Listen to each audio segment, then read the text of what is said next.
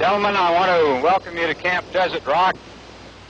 This will be your last briefing before you go out to the forward area and take part in an atomic detonation. The tactical situation behind Troop Test Smoky is this. The mythical enemy, which has landed on the coast of California, has made a deep penetration close to supply, special weapons storage, and missile launching installations in the vicinity of Las Vegas and Hoover Dam.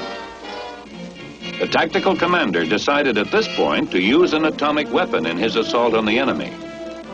The mission of these men is to move as quickly as possible into the blasted area and exploit the breach in the enemy lines.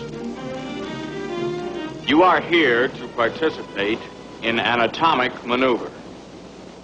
This is not a haphazard maneuver. Careful planning for it started months back.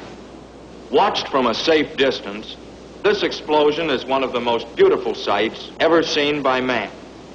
You're probably saying, so it's beautiful. What makes it so dangerous? Basically, there are only three things to think about. Blast, heat, and radiation.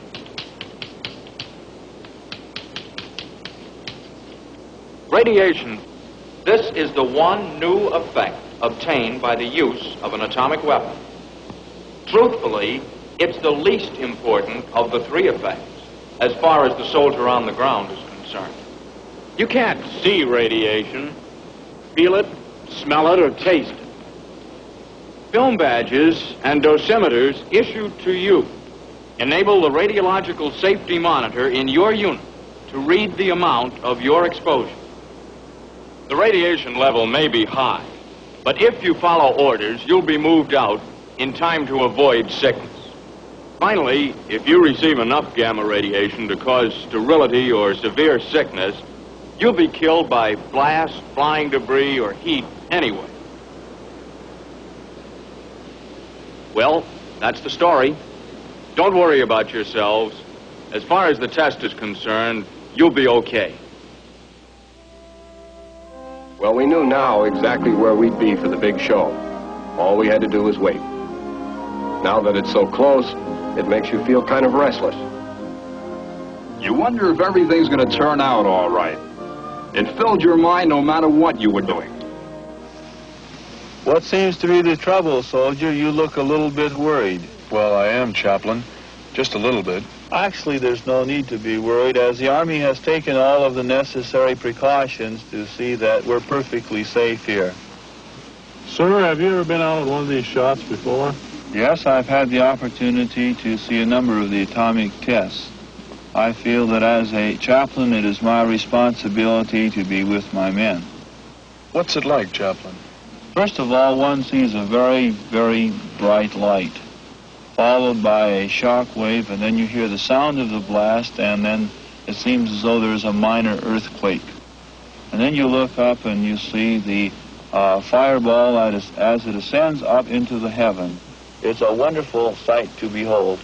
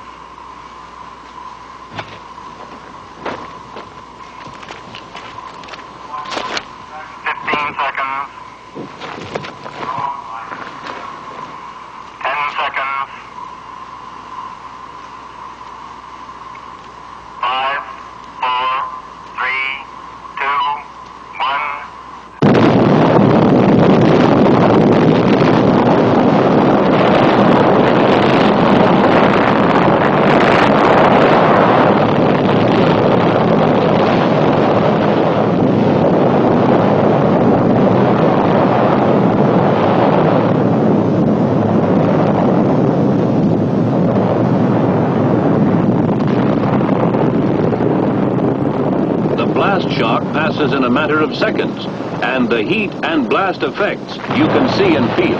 You cannot sense the presence of nuclear radiation effects. Alpha and beta particles, because of their low penetrating power, are stopped by most surfaces. even a soldier's skin. They are a hazard only when materials emitting these particles get into the body through breaks in the skin, or through the nose or mouth. Did you keep your mouth shut, or did you get a mouthful of dirt? I got a mouthful and a face full of dirt. How about all that smoke and dust and radiation? What'd you couldn't see. I couldn't see for quite a spell. Just a haze.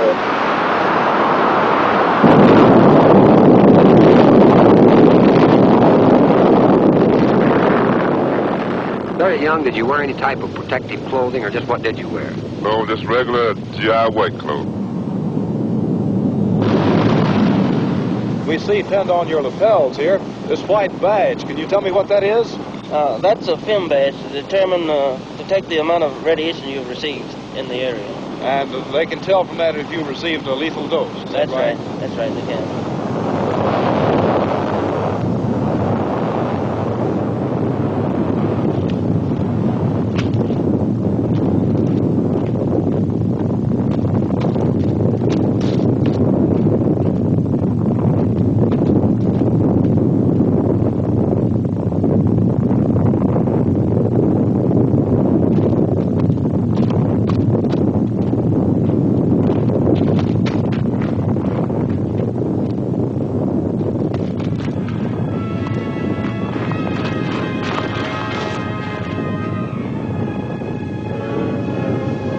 If you were driving from Los Angeles to Salt Lake City on U.S. Highway 91, you'd pass through St. George, Utah, just a short way from the Nevada test site 140 miles to the west.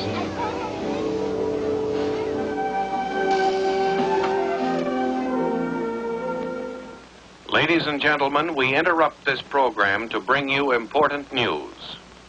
Word has just been received from the Atomic Energy Commission that due to a change in wind direction, the residue from this morning's atomic detonation is drifting in the direction of St. George. It is suggested that everyone remain indoors for 1 hour or until further notice.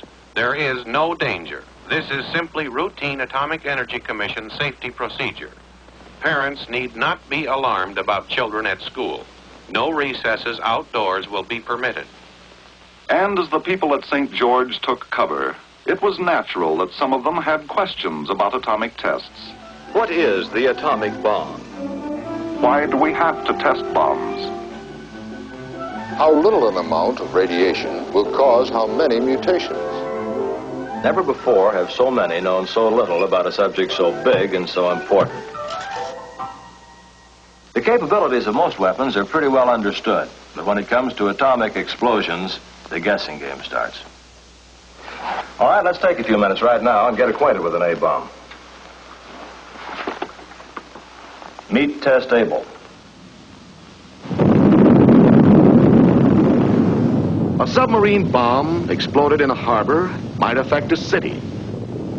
The affected area would be a poor picnic site, but might be entered briefly or passed through quickly with a varying degree of risk.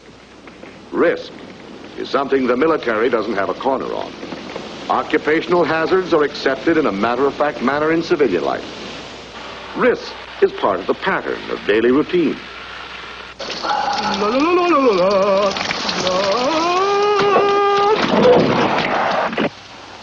Some of the falsehoods circulated about radiation effects are trivial, but upsetting. They're beamed right at one's self-esteem. And will eventually result in a race of bald-headed people. Just imagine it. Imagine yourself with no hair.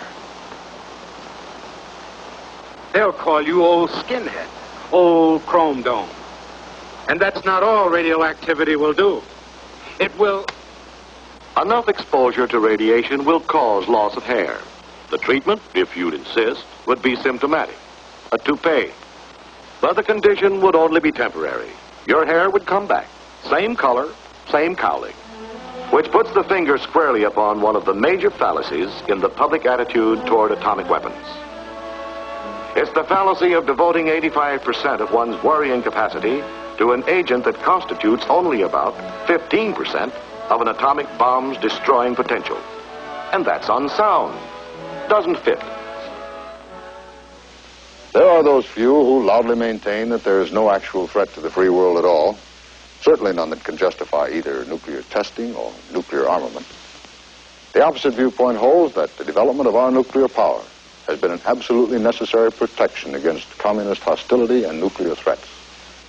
In this view, the fallout casualties, if any, will be seen as those of unidentified soldiers in the service of humanity.